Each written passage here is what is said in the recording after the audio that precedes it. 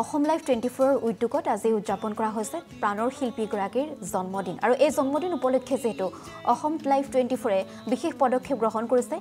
গছপুলি আৰু কম্বল বিতৰণ কৰিছে ৰাজ্যৰ বিভিন্ন প্ৰান্তত এই মুহূৰ্তত আমি আপোনালোকক দেখুৱাইছো এয়া নলবাৰীৰ পৰিবেশ আৰু নলবাৰীত উপস্থিত আছে আমাৰ সতীৰ্থ চন্দন শৰ্মা আমি পুনে গৈছো চন্দন শৰ্মাৰ ওচৰলৈ প্ৰাণৰ শিল্পী জুবিন গাৰ্গৰ উপজা দিন আৰু এই উপজা দিনটোতে অসম লাইভ 24 আৰু এনআৰডি গ্ৰুপৰ যি স্বত্বাধিকাৰী নিপেন দাস ডাঙৰীয়াই ইতিমধ্যে যি তিনিদিনীয়াকৈ উপজা দিন উদযাপনৰ ব্যাপক আয়োজন চলিছিলে ইতিমধ্যে দিল্লীৰ পিছতে যি কোকৰাঝাৰত আৰু আজি গুৱাহাটীত যি উপজা দিনটো জুবিন গাৰ্গৰ উপজা দিনটো উদযাপন কৰা হ'ব আৰু ইয়াৰ সমান্তৰালভাৱে সমগ্ৰ অসমতে জুবিন গাৰ্গৰ উপজা দিনটো উদযাপন কৰা হৈছে আৰু আমি অসম লাইভ 24 আৰু এনআৰডি গ্ৰুপৰ পৰা এই যি দুখীয়া লোকসকল বা পদপথত থকা লোকসকল বা যি খাটি খোৱা লোকসকল আৰ্থিকভাৱে যেহেতু সবল নহয় সেইসকলৰ মাজত আমি অসম লাইভ 24 আৰু এনআৰডি গ্ৰুপৰ পৰা একোখনকৈ আমি কম্বল বিতৰণৰ যি কাৰ্যসূচী লৈছিলোঁ আৰু যোৱাকালি আমি নলবাৰী জিলাৰ বিভিন্ন প্ৰান্তত আমি অসম লাইভ 24 আৰু এনআৰডি গ্ৰুপৰ পৰা আমি এনেধৰণৰ কাৰ্যসূচী লৈছিলোঁ আৰু আজি বিভিন্ন নলবাৰী জিলাৰ বিভিন্ন প্ৰান্তৰ পৰা এই লোকসকল আহি যিহেতু অভাৱগ্ৰস্ত লোক এই লোকসকল আহি উপস্থিত হৈছে আৰু মোৰ সহযোগীয়ে এই মুহূৰ্তত দেখুৱাইছে নিশ্চিতভাৱে ক'ব লাগিব যে জুবিন গাৰ্গৰ সোঁৱৰণত ইয়াৰ পূৰ্বে অসম লাইভ 24 আৰু এনআৰডি গ্ৰুপৰ পৰা যি 5 লাখ গছপুলি সমগ্ৰ অসমতে বিতৰণৰ ব্যৱস্থা কৰিছিলে আৰু তাৰ পিছতে হিয়াৰ আমুঠুগৰাকীৰ আজি উপজা দিন আৰু এই উপজা দিনটোত এনেধৰণে যি কম্বল বিতৰণৰ কাৰ্যসূচী আজি উপজা দিনটোত লোৱা হৈছে আৰু দেখুৱাইছোঁ সহযোগীয়ে দেখুৱাইছে এই মুহূৰ্তত বিভিন্ন নলবাৰী জিলাৰ বিভিন্ন প্ৰান্তৰ পৰা লোকসকল আহি উপস্থিত হৈছে আমি এনেধৰণৰ পৰিৱেশ দেখুৱাইছোঁ আজি উপজা দিনটোত হিয়াৰ আমুঠুগৰাকীৰ উপজা দিনটোত অসম লাইভ 24 আৰু এনআৰডি গ্ৰুপৰ যি প্ৰচেষ্টাক ইতিমধ্যে বিভিন্ন লোকে শলাগ লৈছে ধন্যবাদ জ্ঞাপন কৰিছে এগৰাকী লোক আছে এই মুহূৰ্তত আমি কৈছোঁ যিহেতু আজি জুবিন গাৰ্গৰ উপজা দিন অসম লাইভ 24 আৰু এনআৰডি গ্ৰুপে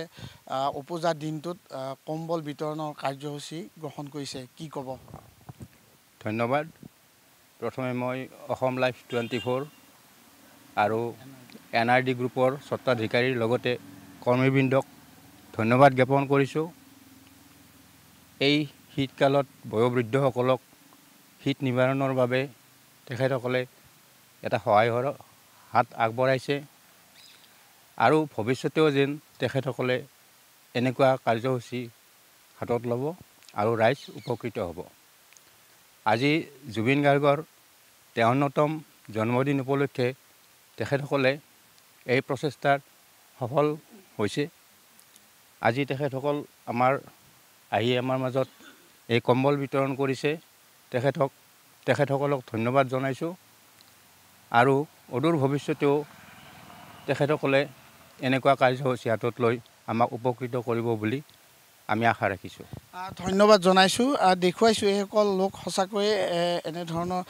যি ৰাতিপুৱা সঁচাকৈ এখন যিহেতু মই কৈছোঁ যে আমি দুখীয়া আৰু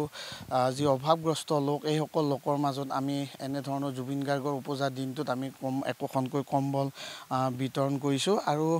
অন্য এগৰাকী লোক আছে আমি কথা পাতিম অসম লাইভ 24 আৰু এনআৰডি গ্ৰুপৰ পৰা জুবিন গাৰ্গৰ উপজা দিনটোত আমি কম্বল বিতৰণৰ কাৰ্যসূচী লৈছিলোঁ যোৱাকালিও নলবাৰী জিলাৰ বিভিন্ন প্ৰান্তত আমি কম্বল বিতৰণৰ কাৰ্যসূচী লৈছিলোঁ আজিও আমি এনেধৰণৰ কাৰ্যসূচী গ্ৰহণ কৰিছোঁ কি ক'ব ধন্যবাদ অসম লাইফৰ জৰিয়তে ক'লোঁ অসম লাইফৰ জৰিয়তে আমাৰ যিবিলাক দুখীয়া ৰাইজসকলে আমাৰ যোনটো এনআৰডি গ্ৰুপে বিতৰণ কৰিছে তাৰ কাৰণে আমি তেখেতসকলক ধন্যবাদ দিছোঁ আৰু গছপুলি যোৱাৰ কাৰণে তেখেতসকলে বহুত যা যোগাৰ কৰিছে আগতে নলবাৰীৰ পৰা আমি তাকে কৈ আমি জুবিনক ধন্যবাদ জনাইছোঁ জুবিন গাৰ্গৰ উপজা দিনত আমি অসম লাইভ 24 আৰু এনআৰডি গ্ৰুপৰ পৰা কম্বল বিতৰণৰ কাৰ্যসূচী হাতত লৈছোঁ কি ক'ব ধন্যবাদ এনআৰডি গ্ৰুপ আৰু অসম লাইভ মানে 24 চেনেলৰ